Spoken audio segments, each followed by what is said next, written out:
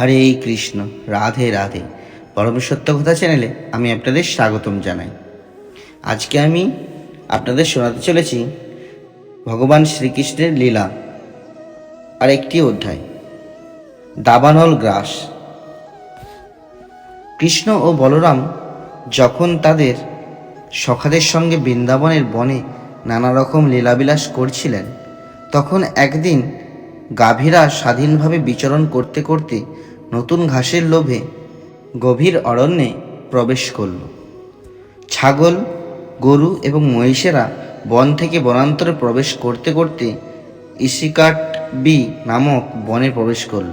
এই বনটি ছিল সুন্দর সবুজ ঘাসে পূর্ণ এবং তাই তারা সেই বনের প্রতি আকৃষ্ট হয়েছিল। কিন্তু যখন তারা সেখানে প্রবেশ করল, তখন তারা বুঝতে পারল যে সেই বনে দাবানল জ্বলে উঠেছে। ভয়ে তখন তারা ক্রন্দন করতে লাগলো। এদিকে কৃষ্ণ, বলরাম এবং গোপবালকেরা তাদের পশুদের না দেখতে পেয়ে অত্যন্ত উৎকণ্ঠিত হয়ে উঠলেন। তাদের জীবিকার উপায়স্বরূপ পশুরা বিনষ্ট হওয়ার আশঙ্কায় গোপবালকেরা ক্ষুব্ধ চিত্তে এবং দন্তের দ্বারা ছিন্ন তৃণ এবং গরুর খুরের চিহ্ন অনুসরণ করতে করতে তাদের খুঁজতে লাগলেন। অচিরেই তারা গাভীদের ক্রন্দন শুনতে পেলেন। কৃষ্ণ গাভীদের নাম ধরে উচ্চস্বরে ডাকতে লাগলেন। কৃষ্ণের ডাক শুনে গাভীরা তৎক্ষণাৎ হর্ষান্বিত হয়ে সাড়া দিল। কিন্তু ইতিমধ্যে দাবানল তাদের ঘিরে ফেলেছে এবং সে পরিস্থিতি তখন অত্যন্ত ভয়ঙ্কর বলে মনে হলো। তীব্র গতিতে হাওয়া বইছিল, তাই খুব তাড়াতাড়ি আগুন ছড়িয়ে পড়তে লাগলো এবং মনে হলো যে স্থাবর জঙ্গম এবং কিছুই যেন সেই সর্বগ্রাসী অগ্নিগ্রাস করবে। সমস্ত গাভী এবং গোপবালকেরা অত্যন্ত ভীত হয়ে পড়ল এবং একজন মরণোন্মুখ মানুষ পরমেশ্বর ভগবানের ছবির দিকে যেভাবে তাকিয়ে থাকে, তারা ঠিক সেই রকম সকরুণভাবে বলরামের দিকে তাকালো। তারা বলল, প্রিয় কৃষ্ণ ও বলরাম, এই আগুনের তাপে আমরা দগ্ধ হচ্ছি। এখন আমরা তোমাদের শ্রী পাদপদ্মের শরণাগত হচ্ছি। আমরা জানি যে এই মহাভয় থেকে তোমরা আমাদের রক্ষা করতে পারো। হে প্রিয় সখা কৃষ্ণ, আমরা তোমার অন্তরঙ্গ সখা, তাই আমাদের এইভাবে বিপদগ্রস্ত করা সমীচীন নয়। আমরা সকলেই সর্বতোভাবে তোমার ওপর নির্ভরশীল এবং কে কিভাবে ধর্ম আচরণ করে তা তুমি জানো। তোমাকে ছাড়া আমরা আর কিছুই জানি না।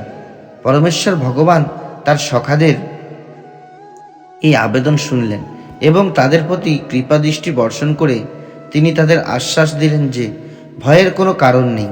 তারপর যোগেশ্বর শ্রীকৃষ্ণ পরমেশ্বর ভগবান মুখবেদন করে তৎক্ষণাৎ সেই দাবানল গ্রাস করে ফেললেন।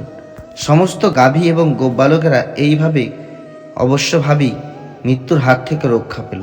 ভয়ে গোপবালকেরা প্রায় অচেতন হয়ে পড়েছিল, কিন্তু যখন তারা তাদের চেতনা ফিরে পেল এবং তাদের চোখ খুলে তাকালো, তখন তারা দেখল যে কৃষ্ণ, বলরাম এবং গাভীদের সঙ্গে তারা সেই বনে রয়েছে।